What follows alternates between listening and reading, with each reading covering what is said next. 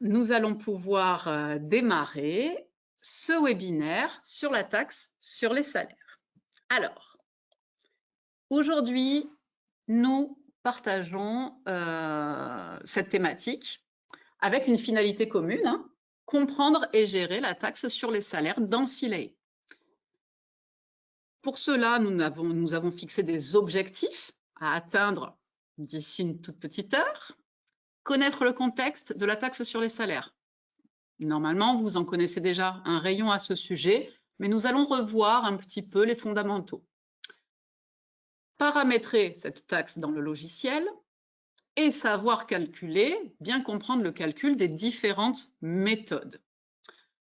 Nous appréhenderons les grandes spécificités de la taxe sur les salaires, dont l'abattement, et nous verrons évidemment le contrôle et le déclenchement du déclaratif. Nous aborderons aussi, vous verrez, en toute fin, les messages d'erreur. Alors, nous avons un découpage en 10 parties. Je ne vais pas vous le présenter dans le détail, plutôt aller directement dans le cœur du sujet, mais il vous servira, cette présentation, vous l'aurez, vous, quand vous aurez le support, ça vous permettra de vous, de vous déplacer, de vous retrouver, d'accord, dans le PDF. Commençons donc par la présentation, nos fondamentaux. Qui est donc cette taxe sur les salaires? Eh bien, c'est une taxe qui ne concerne pas tout le monde. Elle concerne uniquement les employeurs, alors déjà établis en France et qui ne sont pas soumis à la TVA. D'accord? Donc, tout le monde n'est pas concerné. Ensuite, il y a des petites spécificités que vous connaissez, que vous retrouvez dans les textes. Je ne m'étends pas à ce sujet, mais voilà, on remet les choses dans le contexte. Tout le monde n'est pas concerné. Ensuite, qui est concerné? OK. Mais bien que voilà, plusieurs employeurs puissent être concernés, ils ne sont pas forcément concernés de la même manière. Là, nous avons par exemple une notion de périodicité. Alors, la périodicité, on va avoir en termes de périodicité, une périodicité, ce qu'on va appeler déclarative, d'accord, des échéances déclaratives. Pour cela, il existe deux bordereaux. Certains employeurs utiliseront les deux, certains en utiliseront un seul. Ceux qui utilisent un seul bordereau, c'est le bordereau 2502. Vous verrez tout au long de la présentation qu'on vous a inséré des petits liens cliquables pour pouvoir retrouver certaines informations ou certains documents. Le 2502, c'est le bordereau de liquidation annuelle. Okay. Ce bordereau de liquidation annuelle, il concerne alors déjà les entreprises qui ont un montant acquitté pour l'année précédente de moins de 4 000 €, mais il concerne aussi les autres. C'est le bordereau qui concerne tout le monde, car c'est le bordereau de liquidation. Alors attention, ce bordereau, il sera pris en compte par l'administration fiscale s'il est envoyé à partir, donc jamais avant le 1er janvier. D'accord? Il ne convient pas de l'envoyer avant et surtout, par contre, il faudra ne pas dépasser le 15. Donc, pour ce bordereau annuel de liquidation, tout le monde devra l'envoyer dans tous les cas. L'autre bordereau, le 2501, c'est un bordereau prévisionnel. Lui, il concerne deux autres types d'employeurs. Bien, les employeurs qui ont versé soit entre 4 000 et 10 000 l'année précédente, soit plus de 10 000. Donc là, ils auront, en fonction de ce montant acquitté, des bordereaux, soit trimestriels, soit mensuels. On verra comment on paramètre ça dans SILAE. D'accord? Donc voilà pour cette partie périodicité. Alors, périodicité qui est concernée, mais sur quel montant?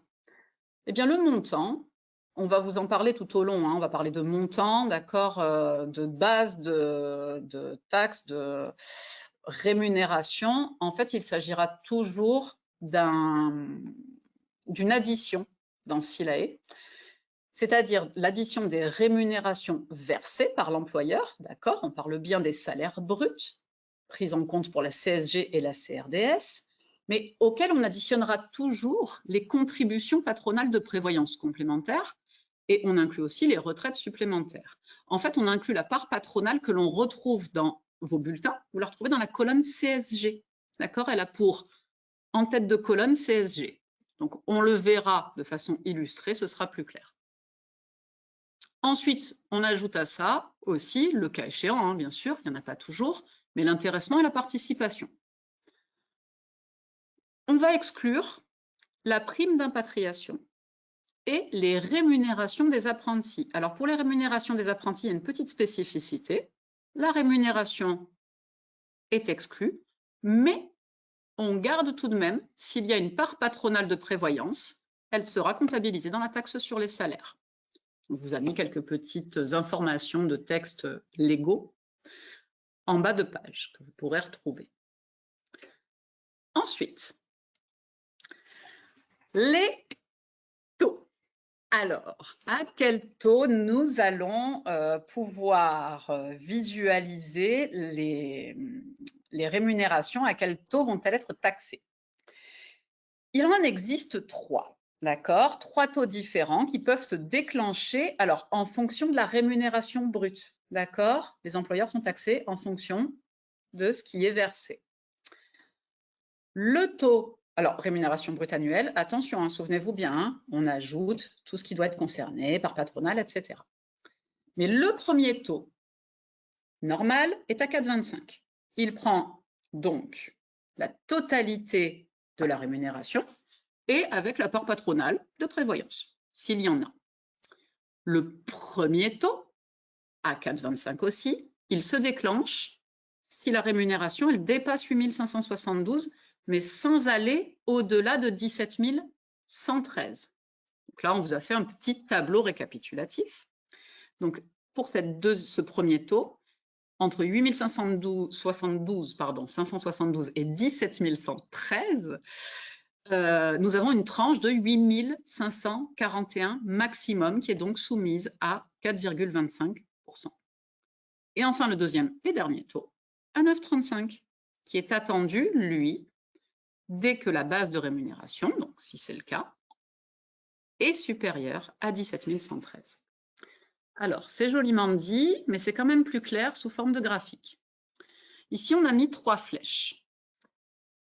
On voit ici que la première flèche du haut, elle représente le taux normal. Vous voyez au-dessus ce qui est stipulé, on dit bien que le salaire brut total, on y ajoute la part prévoyance patronale, ok, et il est donc soumis à 4,25. C'est ce que je vous disais, c'est le taux normal.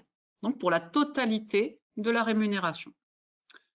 Le premier taux, à 4,25 aussi, c'est la deuxième flèche, celle du milieu, il est appliqué sur cette tranche de 8 541 que l'on visualise ici.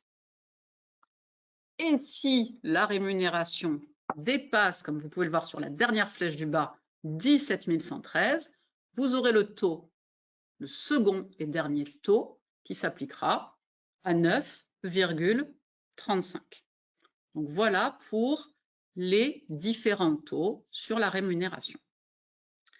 Donc, nous avons abordé les fondamentaux du calcul, que vous connaissez très certainement déjà, mais s'il fallait reposer le contexte. Maintenant, nous allons aller dans Silae, voir les paramétrages. Alors, nos paramétrages généraux. Il existe 3 zones de paramétrage. Ces 3 zones, les 2 premières, elles permettent en fait d'afficher le calcul de la taxe sur les salaires, ou pas d'ailleurs, mais en tout cas de faire les actions qui vont faire qu'elle va être ou non dans les bulletins. Ici, on va donc démarrer avec les 2 premières zones, fiche société, fiche salarié. Dans la fiche société, qu'est-ce que l'on fait? On va cocher si l'établissement est soumis ou non. Ici, alors je n'insiste pas trop longtemps, on va peut-être le revoir hein, au fur et à mesure, mais vous pouvez laisser 0, ça veut dire que l'établissement est soumis à la taxe sur les salaires et initialement, vous aurez, si vous laissez 0, la totalité de la rémunération, d'accord, et du taux, de la base, pardon. Donc ici, que vous mettiez 0 ou 100, c'est la même chose, mais ça ne pose pas de problème. Ensuite, vous avez la fiche salarié, ah oui, et pardon, un fiche société, c'est dans la fiche société partie établissement. d'accord? À bien retenir, si j'ai plusieurs établissements, attention, je devrais faire ce paramétrage plusieurs fois. Pour la fiche salariée, eh bien, la taxe sur les salaires a un petit bloc aussi dédié, et celui-ci, il sert, eh bien, si j'ai de la taxe dans mon dossier, à exclure les salariés, tout simplement, le cas échéant, s'il y en a qui doivent l'être. On peut aussi avoir des salariés avec un taux spécifique, un pourcentage, pardon, spécifique, je me mélange un peu les pinceaux, hein, un pourcentage spécifique d'imposition, et on viendra donc le stipuler ici. C'est tout à fait possible aussi. Alors, comme je vous l'ai dit un peu plus tôt, vous avez des liens cliquables tout au long de la présentation que vous retrouverez dans le PDF. Là, c'est un lien qui vous amènera sur la page dédiée dans la base de connaissances, où vous retrouverez l'intégralité des informations sur la taxe sur les salaires pour le paramétrage. Voyons maintenant la suite du paramétrage. Donc, on a vu ce qui se calculait dans les bulletins. Alors, nous avons vu le déclenchement de la taxe sur les salaires dans les bulletins. Voyons à présent le déclenchement des bordereaux dans la bulle déclaration. Pour obtenir les formulaires de déclaration sur SILAE, il faut renseigner l'organisme SIE sur la ligne dédiée. Sur la première capture d'écran, un focus est réalisé. Alors attention à bien renseigner la ligne taxe sur les salaires. Autres taxes et contributions sur les salaires ne vous permettra pas d'obtenir le bordereau. Vous devez également sélectionner la fréquence de déclenchement des formulaires.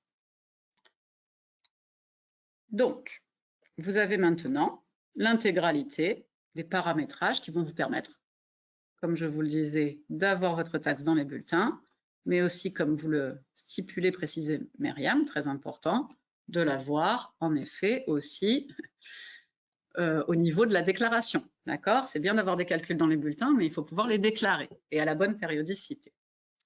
Nous allons bien maintenant voir une partie, et non des moindres, d'accord, qui est celle du mode de calcul progressif avec lissage, et ensuite nous verrons le mode de calcul annuel sans lissage. Alors, ce sont les deux modes que nous allons aborder. Nous allons commencer par le premier, donc calcul progressif, dit aussi avec lissage. La méthode de calcul progressive va venir lisser le barème sur 12 mois. On retrouve ici sur le schéma vu précédemment. Pardon, excusez-moi. On retrouve ici le schéma vu précédemment, mais en progressif. Donc, on va proratiser sur 12 mois.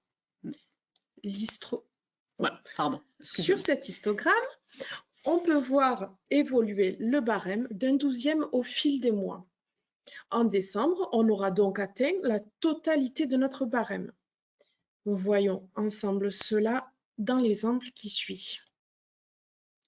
Alors, pour déclencher, avant de commencer, pour déclencher le calcul progressif, pas de particularité. À partir du moment où on sélectionne l'établissement est soumis à la taxe, on aura donc un calcul progressif. Autre point, pour contrôler le calcul, vous devez vous munir du récapitulatif de paye depuis janvier. Alors, dans notre exemple, le dernier bulletin calculé est en mars. On vient alors récupérer le récapitulatif de janvier à mars. Sur cet état, vous retrouverez le salaire brut sur le bas, total, ainsi que le total de la part patronale prévoyance dans la colonne CSG. Notre base taux normal sera calculée par rapport à ce total. Dans cet exemple, c'est 11 771,04. Notre base premier taux, on se réfère à la période complète, ici 3 mois, ce qui nous donne 8 541 qui est divisé par 12 et multiplié par 3. Le dernier taux, lui, doit se déclencher lorsque le salaire total ainsi que la part patronale est supérieure à 3/12 de 17 113.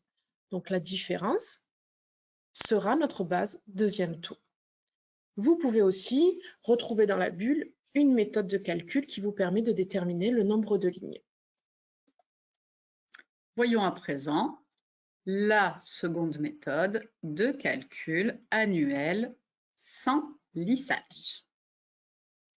Alors, pour la méthode de calcul sans lissage, vous devez cette fois-ci agir dans la fiche société en cochant calcul sur les seuils et les salaires annuels. L'exemple qui est présenté, nous avons notre dernier bulletin en février calculé. On récupère notre récapitulatif de janvier à février. On va chercher notre salaire brut, notre part patronale, et on l'additionne pour avoir notre base taux normal. Ici, 7 986,24. Pour le calcul sans lissage, nous devons d'atteindre nos 8 572 pour déclencher le premier taux. Donc, il n'y a pas de proratisation, on récupère le barème total. Le mois suivant, donc mars s'ajoute à notre base taux normale et on se retrouve donc avec une base de 11 979,36. On voit bien qu'on est au-dessus des 8 572. Donc, ce qu'on va faire, c'est retirer cette somme pour obtenir notre base premier taux de 3 407,36. Alors, voici pour les calculs.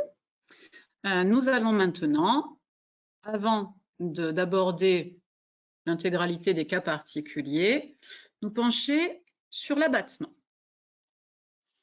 Voyons donc l'abattement.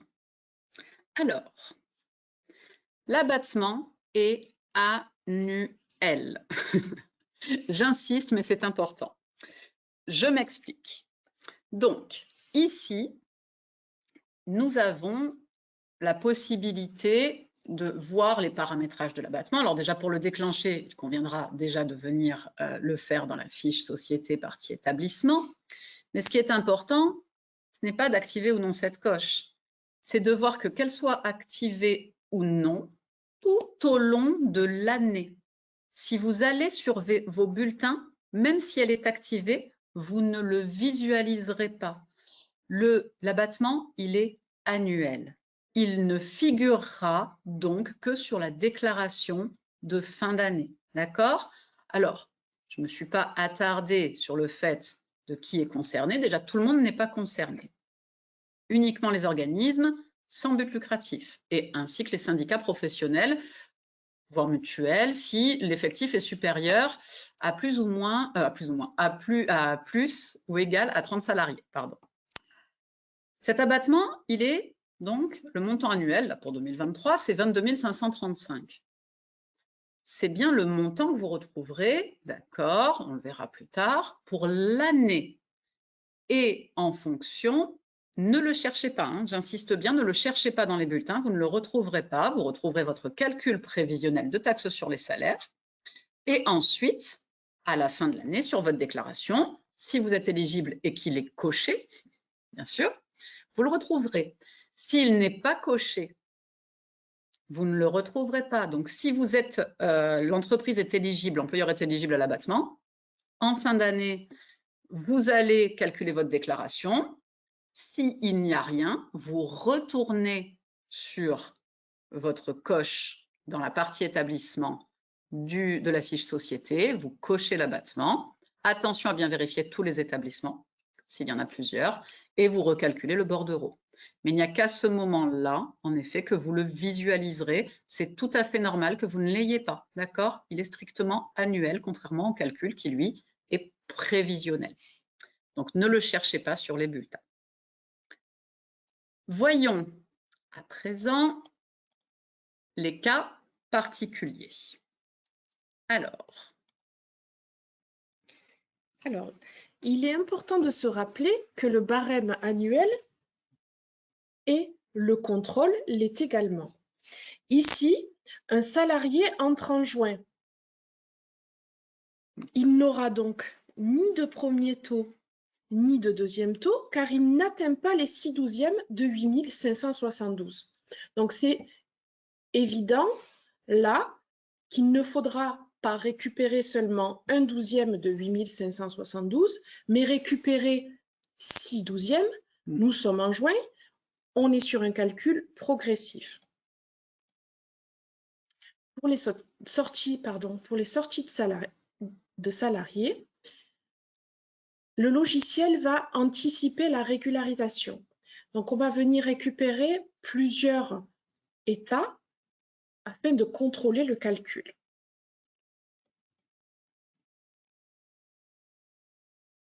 On a une sortie sur le mois de juin et on peut constater sur le bulletin une régularisation du deuxième taux majoré. Pour comprendre ça, vous avez donc le détail du calcul tout en bas de cette image. Donc, notre base taux normal total sur la période de janvier à juin est de 13 396,38. On voit bien que nos 13 396,38 sont inférieurs à 17 113, d'où la régularisation du deuxième taux sur le dernier bulletin.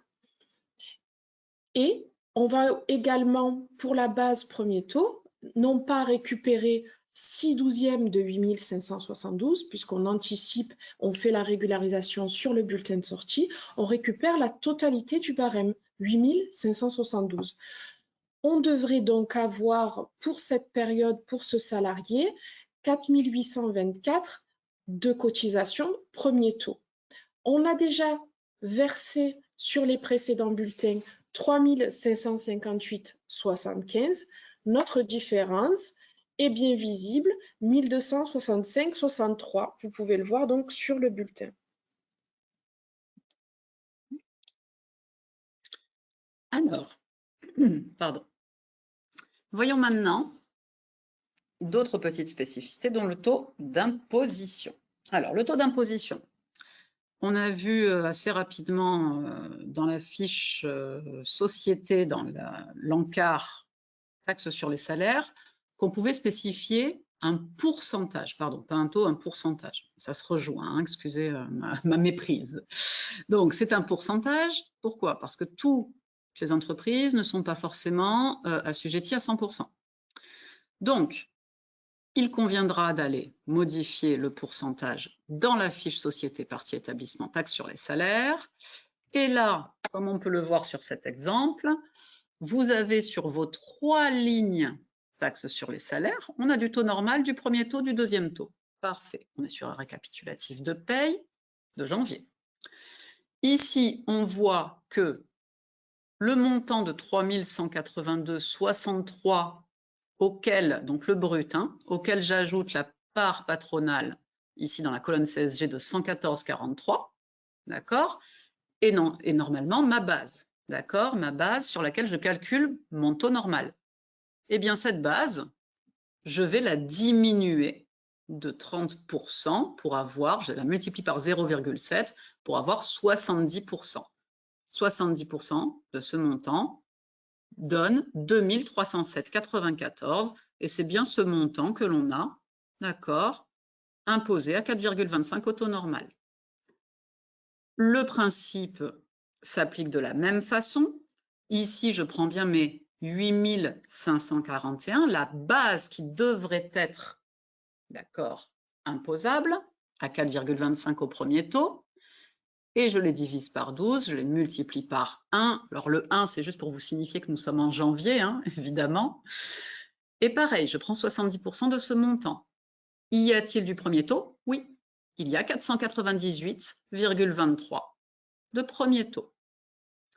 Et pour le deuxième taux, je prends le total normal, je lui retire mes 17 113, pour lesquels je prends un 12e, d'accord, fois 70, enfin, à 70% de ce 12e de 17 113, il me reste 1309,68. Ce montant doit être imposé au deuxième taux.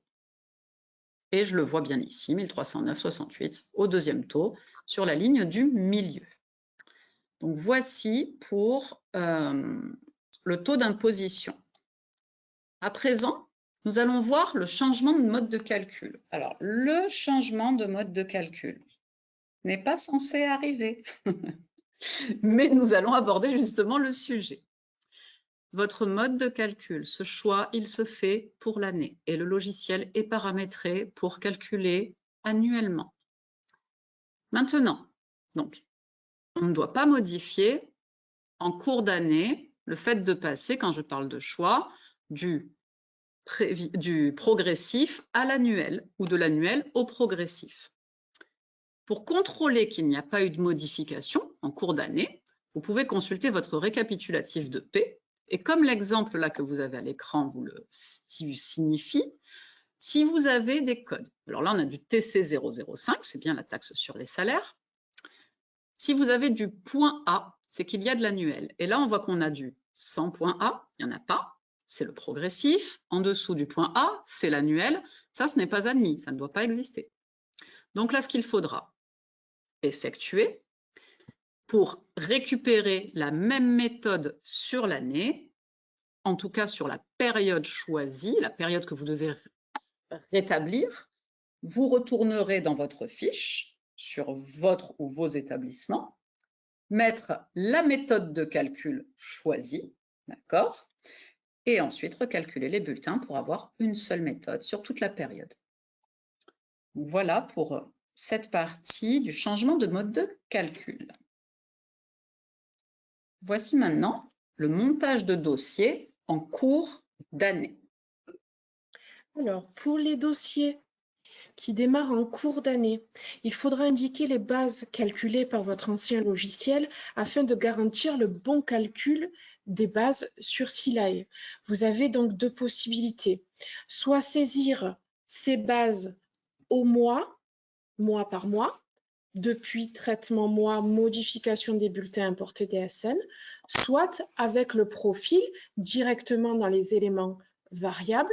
Vous avez celui dédié pour le calcul progressif, TC005, et pour le calcul sans lissage, oui, Avec le sans lissage. Sans lissage, oui, tout à fait. Sans lissage, TC005A.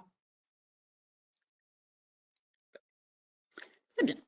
Donc voilà, nous avons présenté toutes les spécificités, du moins la majorité. Hein. Si nous en oublions, nous comptons sur vous pour les rappeler dans vos questions. Mais nous avons tâché de faire vraiment le tour d'un maximum des spécificités que vous pouvez rencontrer. Je reviens tout de même sur l'abattement. Je pense que j'ai oublié de signifier que la décote fonctionnait précisément de la même façon. Mais c'est après, oui. Pardon, autant pour moi, j'anticipe. Merci, heureusement ma collaboratrice me rafraîchit la mémoire. Nous allons voir donc à présent les outils de contrôle. Alors, allons voir les outils de contrôle. Ici, ils sont au nombre de 2, hein, principaux. Après, vous pouvez contrôler de plusieurs manières si vous le souhaitez, mais vraiment les outils de contrôle efficaces en fonction de la période de l'année. Si vous êtes en cours d'année, il est donc, on va dire, préconisé, d'accord, de récupérer le récapitulatif de P depuis la bulle bulletin du salarié. Mais attention, on parle de période. On est en cours d'année. Admettons, comme ici sur la copie d'écran, vous voulez faire un contrôle de janvier à octobre, ne récupérez pas le récapitulatif, excusez-moi, de P d'octobre. Récupérez bien la période. Pour cela, vous utilisez la touche Shift et votre souris. Donc, on clique sur la touche Shift, sur le mois de janvier, on va jusqu'à octobre avec la souris, on reclique pour sélectionner la période tout entière. Et c'est là qu'on peut récupérer le récapitulatif de P de la période. Cela dit en passant, petite astuce, ça marche pour aussi d'autres états. Hein. Mais voilà, pour récupérer une période tout entière. Donc là, comme ça, vous pouvez contrôler une période. Ensuite, vous avez le contrôle annuel. Alors, le contrôle annuel, lui, il se fait via l'état de contrôle annuel de taxes sur salaire. C'est un contrôle qui se fait donc en fin d'année, au mois de décembre. Il est bien encadré en rouge ici. Vous allez là non pas sur la bulle du salarié, mais bien sur la bulle bulletin global. Et via un clic droit, vous allez pouvoir récupérer donc sur le mois de décembre l'état de contrôle annuel de taxes sur les salaires, que nous allons voir un petit peu plus en détail. On va vous expliquer là maintenant, Myriam, vous expliquer son intérêt. Alors, si vous constatez une différence entre les totaux du tableau des charges et de la déclaration de fin d'année, cet outil vous permettra de visualiser les salariés concernés par une régularisation. Les montants qui sont affichés sur certaines colonnes sont récupérés pour alimenter notre formulaire de fin d'année. Dans notre exemple, nous pouvons voir que les bases calculées dans la déclaration, base premier taux, base deuxième taux, sont bien incrémentées sur notre déclaration. C'est également le cas pour notre total cotisation. Et la dernière colonne, comme vous pouvez le voir, c'est ici que vous pourrez voir qui a eu une régularisation et quel est son montant. Alors, voyons maintenant nos méthodes et profils. Plutôt dirais-je les profils et la méthode. Voilà, en le voyant, je me rends compte, voilà, c'est un petit peu modifié là. En effet, il y a plusieurs profils et une méthode dont nous allons vous parler. Alors, plusieurs profils sont disponibles. En effet, vous pouvez avoir, ce sont des choses qui arrivent, des erreurs de pourcentage.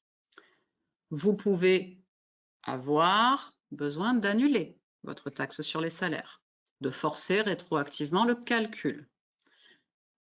Là, pour cela, nous avons mis des liens cliquables pour que vous puissiez retrouver la procédure, d'accord, et que vous puissiez mettre en place toutes les actions utiles à vos modifications. Nous vous en avons parlé un petit peu plus tôt concernant donc le montage de dossiers en cours d'année. À nouveau, un profil est disponible. Donc, outre la modification des bulletins importés DSN, vous avez aussi, donc bulletins importés DSN, on est bien d'accord, ce qu'on disait tout à l'heure, ce sont des bases. Là, si vous voulez mettre des cumuls, vous utilisez, en fonction de votre méthode de calcul, les profils. Même chose, ce sont des liens cliquables, vous retrouverez toute la procédure. Nous allons parler donc de la méthode aussi 209. Initialement, le logiciel ne prévoit pas d'exonérer la contribution employeur au chèque vacances. Si vous souhaitez tout de même appliquer cette exonération, il existe la méthode 209. Donc là, c'est la même chose. Il y a un lien cliquable. Vous retrouverez tout le détail. Ce n'est pas une décision qu'on prend comme ça, juste à la légère. Il faut que vous réfléchissiez à ce que vous voulez obtenir en termes de résultats. Donc, il est mieux d'aller consulter ce lien et de vérifier bien la procédure avant de prendre la décision d'appliquer ou non la méthode. Alors, concernant les formulaires et les montants particuliers. Voyons ici quelques petites, comment dire, ce ne sont pas des astuces, mais des paramétrages qui sont dans Silae. Concernant les formulaires, alors, dans Silae, ils sont proposés, d'accord, et vous pouvez les récupérer pré-remplis. Maintenant, nous vous avons tout de même remis les liens que vous avez aussi plus haut dans le tableau vers les formulaires. Donc, c'est le 2501, c'est le provisionnel, d'accord? Si on fait de la déclaration mensuelle et trimestrielle, on en a besoin, on provisionne, on utilise ce formulaire. Mais comme je vous l'ai dit, vous le retrouvez pré-rempli dans Silae. Si vous avez de la liquidation annuelle, je ne sais pas si vous aurez tous, si vous êtes concernés par la taxe sur les salaires, de la liquidation annuelle, là, c'est le formulaire 2502. Donc là, vous pouvez les retrouver vierges. On ne sait jamais si vous en avez besoin. Maintenant, l'idée, c'est plutôt d'utiliser ceux qui sont pré-remplis dans Silae. Et comment sont-ils pré-remplis? Que fait Silae, donc, et où va-t-il chercher les bons outils? Et bien notamment dans les montants particuliers. Lorsque vous allez dans le P de paramétrage, le P bleu de paramétrage, vous avez les montants particuliers applicables au dossier. Là, vous avez tout un panel de montants qui peuvent être utilisés dans divers cas. Là, ici, SILAE les utilise pour les incrémenter et assurer la justesse des calculs dans vos bordereaux. D'accord? Toutes ces données chiffrées serviront en effet à la justesse des calculs. Alors, on vous a mis ici une copie d'écran pour vous montrer un petit peu ce qui était récupéré. Vous voyez que vous avez bien le maximum des plafonds. OK, premier taux, 8572, deuxième taux, l'abattement, la décote. Sur chaque montant particulier, vous pouvez, via un clic droit, consulter l'historique qui est daté, comme vous pouvez le voir sur la colonne précédente. Alors, petit focus justement sur l'abattement, par exemple ici, et comment SILAE se sert de ces montants particuliers. Donc, nous sommes, vous voyez, sur la ligne encadrée en orange en 2023 et l'abattement est à 22 535. Parfait. Il y a deux cas. Soit une fois que la taxe est calculée. D'accord, la taxe est calculée et elle est supérieure à 22 535. Le deuxième cas sera le cas inférieur. Premier cas, donc supérieur à 22 535. Ici, sur la ligne 17, vous pouvez voir, sur la ligne 13, vous pouvez voir le total de la taxe brute de 72 675. On lui retire en effet 22 535. Mais ce 22 535, vous n'avez pas à le renseigner. Il a été le chercher dans les montants particuliers applicables au dossier. Il a été le chercher sur la ligne avec le petit mot-clé ABAT 22 535. D'accord? Donc, il a été récupéré ce montant. Il le retire au 72 675. Et sur la ligne 17, il reste en taxe nette 50 140. Ça, c'est si le montant est supérieur. Si le montant est inférieur aux 22 535, il va tout de même aller le chercher. Il va voir sur sa ligne 13 qu'il y a 2 999. Il va retirer ce qu'il doit retirer, d'accord, mais pas la totalité. Sinon, on va devoir rendre, le SIE va devoir vous rendre de l'argent. Donc là, l'idée, il va retirer la totalité des 2 999 et il y aura en ligne 17 0 de taxe nette à régler. Donc, en fonction de des deux cas que vous pouvez rencontrer ici. Petit nota bene, que je voulais aborder tout à l'heure, mais ce n'était pas le bon moment, c'est que pour la décote, cela fonctionne strictement de la même façon et vous avez les explications ici en ligne 14 et 15. Tout est dit, d'accord, précisément dans les formulaires. Alors, nous allons voir à présent les cas de cessation d'activité en cours d'année. Alors, le logiciel prévoit la possibilité de déclencher un bordereau de liquidation annuel de manière anticipée. Ce module est disponible dans les déclarations. Si vous souhaitez y accéder, il suffira de cliquer sur « Générer les déclarations récapitulatives ». Voilà. Donc voilà pour tous ces cas un petit peu particuliers que vous pouvez rencontrer. Et nous allons maintenant aborder notre dernier chapitre, les messages d'erreur. Alors, avant d'aborder les messages d'erreur, on va aborder le paramétrage du déclaratif. Il peut être extrêmement important dans ces cas-là, donc autant démarrer par cette base. Dans l'onglet « Gestion interne », vous avez une icône « Agence ». Dans cette agence, vous avez la possibilité, si vous voulez faire de l'envoi EDI, c'est même pas la possibilité, mais l'obligation, si vous voulez faire de l'envoi EDI, de renseigner vos codes. Pour certaines situations, c'est Net Entreprise, mais ici, pour la taxe sur les salaires, ce sera « Je déclare » et uniquement « Je déclare ». Donc là, je vous ai remis cette copie d'écran. Vous voyez que vous avez en dessous de « Pas d'envoi EDI »,« Je déclare ». C'est ici qu'il faudra renseigner. Attention, vous avez la possibilité d'avoir, en effet, une ou plusieurs agences. Pensez bien, il faut que vos comptes Je déclare soient différents par agence. C'est important à retenir. Maintenant, vous retrouvez ces informations. Dans les fiches, ici, ce sont des liens cliquables vers la base de connaissances pour paramétrer vos envois EDI, justement pour les déclarations, mais aussi, si le cas se présente, en cas d'absence de remontée des CRM, vous avez une fiche dédiée. Même chose que vous retrouvez sur cette page et sur le PDF. Alors, plusieurs messages peuvent vous arriver, d'accord, quand vous gérez votre taxe sur les salaires au moment du déclaratif. Premier message d'erreur, le message n'a pas pu être transmis. Alors, que se passe-t-il dans ces cas-là? Pourquoi avez-vous ce message? Eh bien, parce que vous n'êtes pas enregistré chez Je déclare pour les envois EDI de la taxe sur les salaires. Donc, que devez-vous faire? Eh bien, vous devez activer vos flux fiscaux. Donc, sur votre compte, Je déclare. J'insiste bien, hein, il n'y a que Je déclare qui gère la taxe sur les salaires. Ensuite, message, pas vraiment d'erreur, mais vous constatez que votre déclaration ne se calcule pas. Eh bien, dans ce cas, il peut y avoir une raison toute simple, oui et non, mais si dans votre cas, vous avez plusieurs établissements. Ça arrive.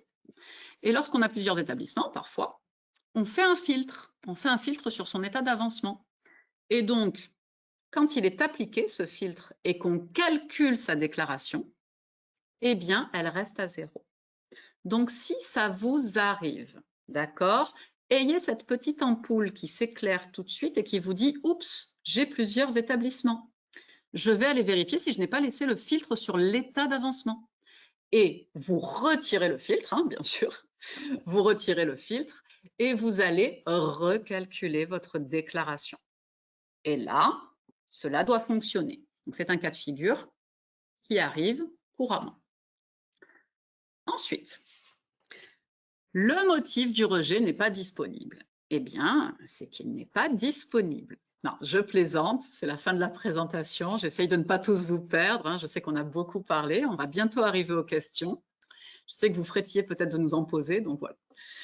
Ici, si le motif n'est pas disponible. Le motif, vous ne pouvez pas le consulter depuis Silay.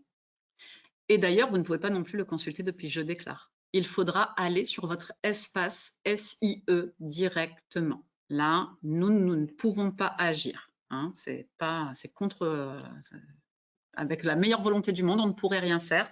Il n'y a que le SIE, même Je déclare, ne pourra pas vous donner le motif. Donc, si c'est cette fenêtre, voilà ce qu'il en est. Ensuite, un cas de figure. Il n'est pas possible de récupérer l'ancien envoi de votre taxe sur les salaires. Vous avez envoyé votre taxe sur les salaires, vous ne l'avez plus, vous l'avez supprimé, une erreur, ou bon, pour X raison. En cas de DSN, vous pourriez la récupérer. Mais là, ce n'est pas le cas. La seule solution sera de recalculer et enfin d'imprimer plutôt que de la renvoyer, parce que vous l'avez envoyée, vous l'avez supprimée depuis votre logiciel. Mais elle a été acceptée hein, par le SIE. D'accord? Donc, ne la renvoyez pas. Elle a déjà été acceptée. Par contre, vous la recalculez, vous l'imprimez à l'identique. D'accord? Ça, c'est si, voilà, vous l'avez perdue dans le logiciel, par exemple. Dernière chose aussi sur ce type de motif, il n'existe pas d'annuler-remplace. Ah oui, très important. Il n'existe pas d'annuler-remplace des déclarations de taxes sur les salaires. Donc, si vous voulez renvoyer, ne cherchez pas de coche annuler-remplace X ou Y.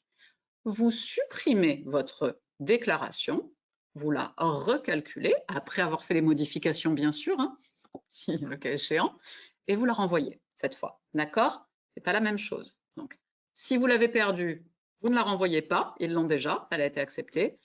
Si par contre, vous voulez l'annuler, la remplacer, vous la supprimez, la recalculez et la renvoyez. Notre dernier petit motif, notre dernier petit message d'erreur, mais pas des moindres, est très piégeux. Vous avez le message IBAN introuvable. Et vous avez beau aller dans votre fiche société, tourner, virer, vous ne trouvez pas vous ne voyez pas pourquoi il ne trouve pas l'IBAN. Eh bien là, attention, dans les informations bancaires, vous avez un petit bouton affiché IBAN BIC. Cliquez dessus et vous verrez que l'IBAN, en effet, est absent. Voilà. Donc voilà, là, important, allez bien cliquer sur afficher IBAN BIC et vous vérifiez que l'IBAN donc est absent et vous le renseignez, bien sûr.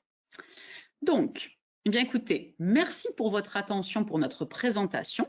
Nous allons maintenant pouvoir nous concentrer sur d'éventuelles questions. Donc, nous vous écoutons, ou plutôt, nous vous lisons. Alors, le temps qu'on prenne connaissance des questions, hein.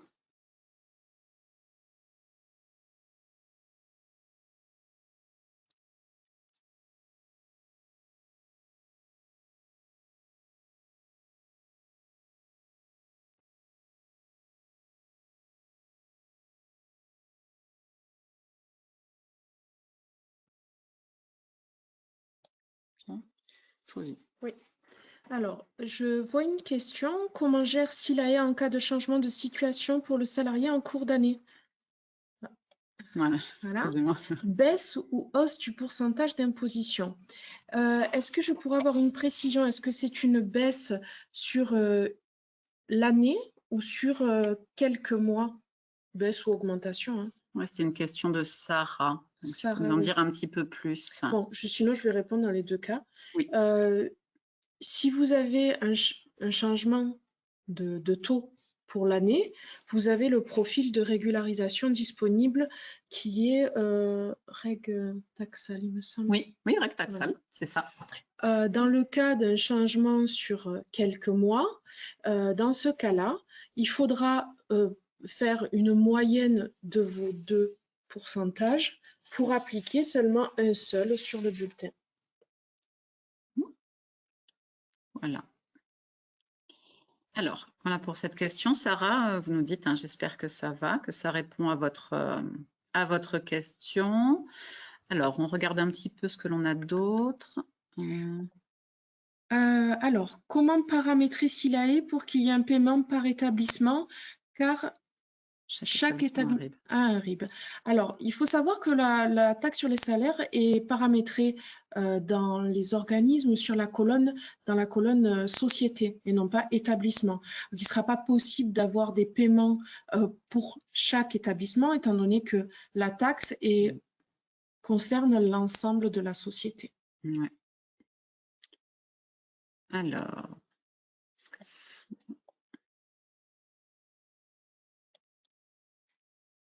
alors, je ne vois pas.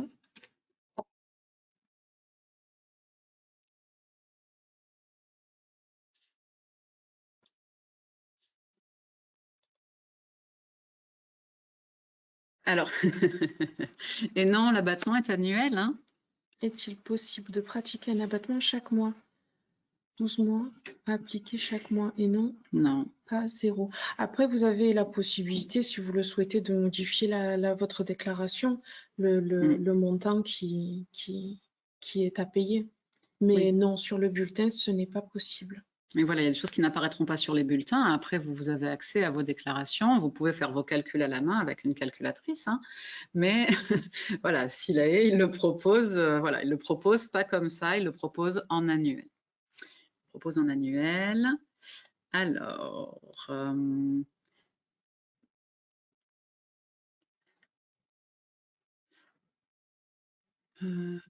seulement assujetti à la taxe sur les salaires. Oui, ce serait ça. Hein. C'est le pourcentage d'imposition. C'est le pourcentage d'imposition.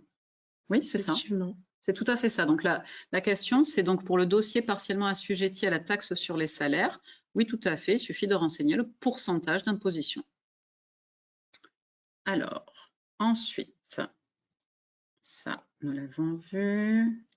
Alors, laissez, voilà, hein, excusez-nous, on prend le temps quand même tout de même de...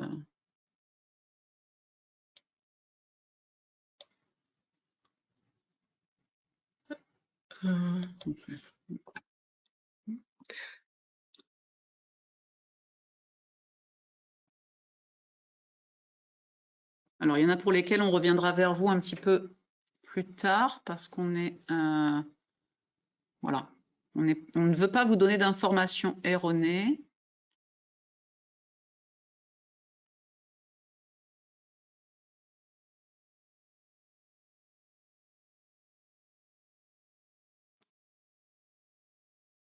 La question de Cathy.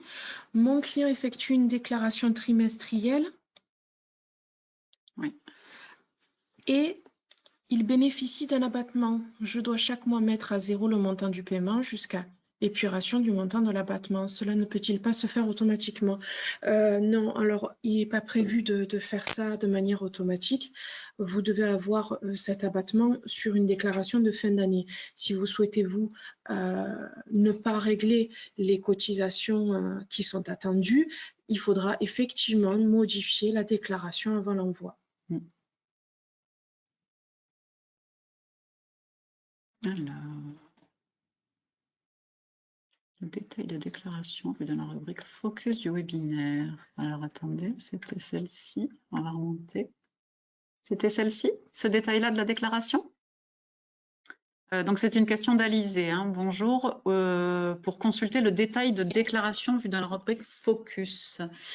De toute façon, les détails des déclarations, vous le retrouvez depuis la bulle déclaration. Depuis la bulle déclaration. Oui. Ce focus-là est fait sur la déclaration de fin d'année. Donc, voilà. Ce qui est visible ici est visible sur votre formulaire. Oui, voilà. Donc, vous retrouverez exactement ce genre de... Après, voilà, regardez, vous avez le PDF, hein, enfin, vous l'avez. Et si vous n'avez pas réussi à le télécharger depuis document, vous l'aurez dans tous les cas. Donc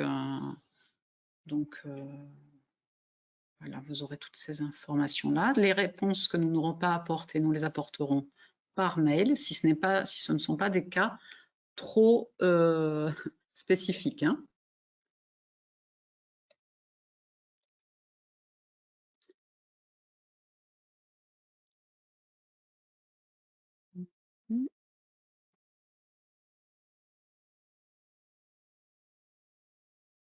Alors attention, les liens fonctionnent, hein, on les a bien vérifiés. J'ai vu que certains me disaient que les liens ne fonctionnaient pas.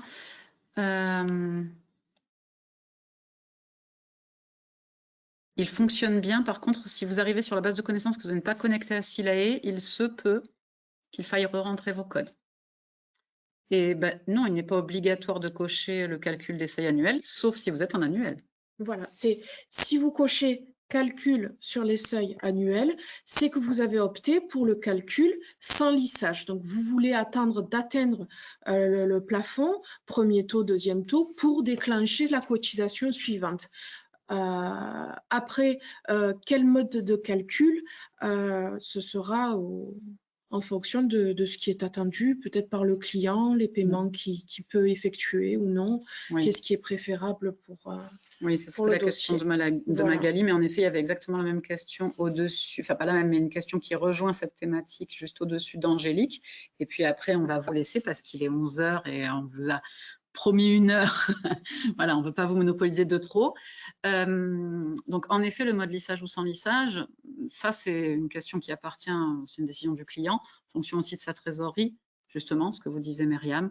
Comment va-t-il pouvoir régler? Est-ce que c'est préférable de choisir un mode ou un autre? Nous avons vu qu'il y avait d'autres questions. Nous n'avons pas pu, en effet, répondre à tout. Ça, c'était, voilà, on savait. Mais merci pour ceux qui nous disent que ça leur a servi. Merci beaucoup. Écoutez, nous allons revenir vers vous avec donc des réponses et peut-être que certaines seront partagées directement. Nous allons voir dans la publication avec le PDF ou pas, ou sinon vous les recevrez par mail. D'accord, sur cette thématique. Donc, en tout cas, merci beaucoup. Merci beaucoup pour votre attention et puis nous vous souhaitons une excellente fin de journée. Merci. Bonne journée. Bonne journée. Au revoir.